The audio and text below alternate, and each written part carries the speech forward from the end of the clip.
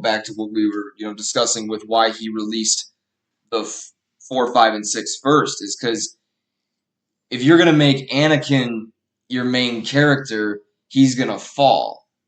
And hey, look, it plays out. The prequels are so heavily criticized. So, you can't really argue with the results. He got 4, 5, and 6 out. If people hated the prequels, if people say the things about the prequels back then, if he had released them first, we might not even have a 4, 5, and 6. Yeah, no, I unfortunately I agree. But and I would say an idea that you've presented, that I'm imagining people with that optimistic Cold War, post Cold War, Marvel mentality that the good guys win, the heroes are great, and then they go into a story like you see in the prequels, and all of a sudden everything is just gray, and all of a sudden I think Lucas. If I'm gonna theorize here, and I don't know this for sure, I would guess Lucas started out with Anakin as a cute little kid because he wanted to make a point. He wanted to make Anakin as relatable as possible and someone we could see ourselves in, because he wanted to then follow that character, give him the elements that could turn him into a monster and show us that we could all be that. And I just think people are very uncomfortable with that thought. They were fine seeing the dark suited supervillain that's like the other out there that you can just root against and hate. But when you see this guy started out as someone who looks very much like us, that's kind of uncomfortable. Yeah, and one criticism that I hear a lot is about, Anakin's character, Hayden Christensen. I hear all kinds of criticisms about it. And I get the vibe sometimes that people were looking to see Anakin do more things that resemble this great war hero that we talk about. Like when Obi-Wan in episode 4 is saying, oh, he was the best star pilot in the galaxy. And we see all of that stuff. But what people seem to get annoyed about is his character in some of the moments where he's, I'll quote people, whiny. People call him whiny. But that's kind of the point. He's flawed so he could turn to the dark side. Lucas was showing that side of him, going out of his way to show that side of him to illustrate the story, illustrate the downfall. It's supposed to encapsulate the character, how he connects with Palpatine, how Palpatine uses his love for Padme to manipulate him to the dark side. He's supposed to be an imperfect character. Yes, he's a great warrior. We see him do amazing things in the pod race. We see him do amazing things with starfighters.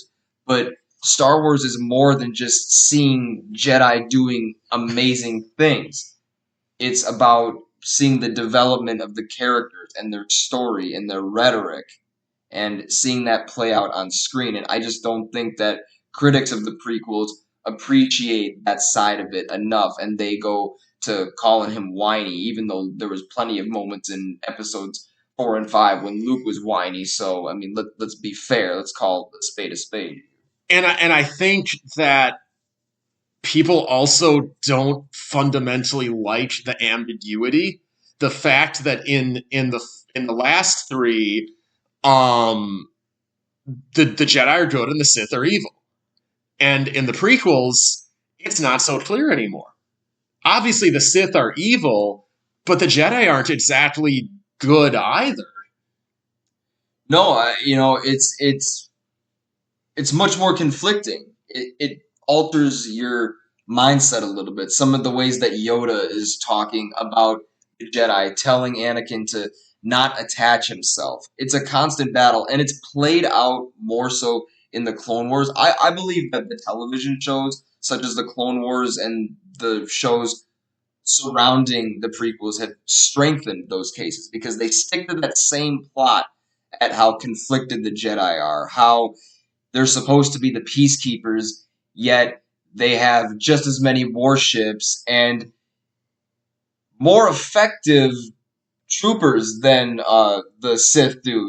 Clone troopers are way better than battle droids. So here the Jedi are with the best weapons and are causing just as much carnage as the Sith, yet we're still supposed to believe that the Jedi are the good guys. It makes you question it, and it forces you to interpret things different. And maybe people just want to go to movies and cheer and laugh, and if that's your thing, that's your thing. But there's something about Star Wars and the story of Star Wars that's a little bit deeper than that. And to be clear, we're not, unlike maybe the implications of other episodes of this podcast, we're not actually like criticizing or insulting people who are into the Marvel type storyline. But I agree with you that I think honestly the even setting aside the lack of CGI that I grew up on and got totally spoiled by, that makes the sort of the visual side of 4, 5, and 6 less palatable for me. I do find a story where everyone is gray much more compelling. Well, what it does, in for me at least, it leaves room for interpretation. It leaves room for you to sit back and critically think more, and there's many more angles to work, which I think can be hard to understand sometimes.